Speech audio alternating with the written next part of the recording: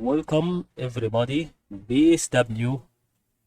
Okay, let's start explaining this step by step and how can we deal with this in order to make this cryptocurrency in every time you need. Okay, just see this parts where are going to be the trend line original position, and since you see this part where the trend line is going to make a rebound of these waves to make it decrease downside. Okay, and every time also it touches the trend line and the basis is through a trend line, once again it decreases in momentum. Okay, since it goes also to the third trend line, it goes to decrease in momentum. So just let me tell you why. Because these parts where it bases the trend line are okay going on the same process.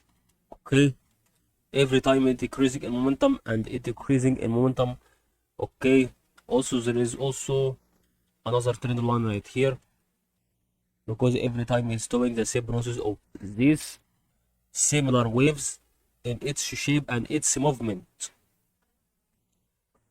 and it went down.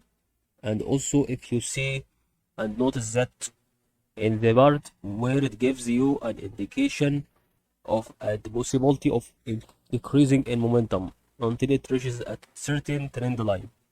How can we know these trend lines? By the waves where it stopped decreasing or stopped increasing here, for example. So you have to put this trend line from above and trend line from the bottom, and you will see that the waves are playing on this side. If it goes out of these one of these sides from the above or from the below, okay, it will go for example here, and it will make a new area with a new process for this. And if you saw that the new process is similar to the original first or for the first process, which was between the first two trend lines, not the second those trend lines, so it will be seems that it's going to be the same manner of the first one. That's what we wanted to explain on BSW